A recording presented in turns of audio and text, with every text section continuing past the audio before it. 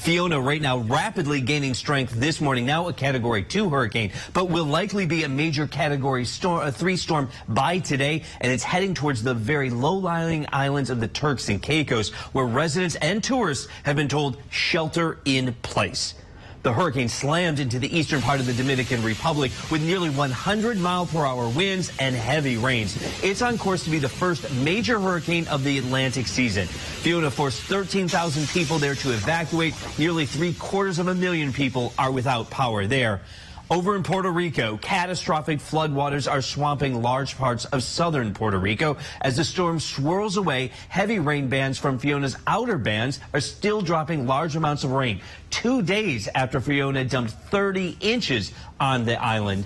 Now, that pushed rivers out of the banks, and as you can see, there flooded neighborhoods. The flash flooding trapped people in their homes and their cars.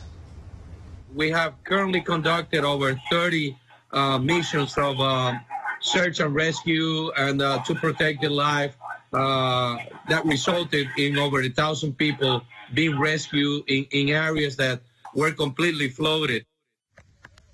You can see rescue crews right there trudging through the deep water to save many of those trapped residents. One man in Puerto Rico died when he was swept away by the floodwaters. Now, electricity is slowly coming back on across the nation, slowly. Fiona knocked out power to all 3 million residents on Sunday. The power company says the majority of people are still without power and will likely take several days for them to reconnect.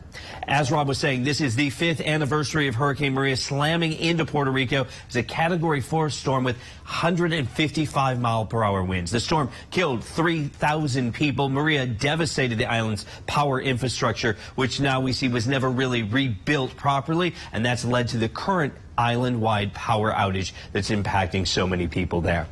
All right, so let's show you where Fiona's at. Right there, boom, on the map. You can see it moving north, about to slam into those low-lying islands of Turks and Caicos. And the winds there are going to be close to 111 miles per hour when it makes landfall. The heavy rains and storm surges are going to cause widespread damage on the islands. You can see those heavy bands still hitting Puerto Rico right there as that storm swirls around. The rain is going to cause more problems for Puerto Rico and the Dominican Republic today. Here's where Fiona is going. On the map, it's going to skim right along the Bahamas, eastern side of the Bahamas, before turning to the northeast and then heading directly towards Bermuda. Right now, it looks like it's going to smack into that island as a major hurricane of at least Category 3. And here, Rob, this is where it gets crazy. It's going to keep moving northward, and it's going to get all the way up.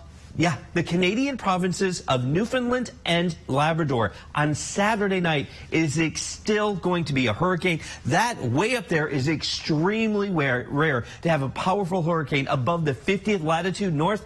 That is coming close to the polar regions. Extremely rare. Fiona will become the strongest hurricane so far this year. Fortunately, it will not have the impact of any of us here on the continental U.S., but it is slamming into all those really heavily populated islands in the Caribbean, Rob.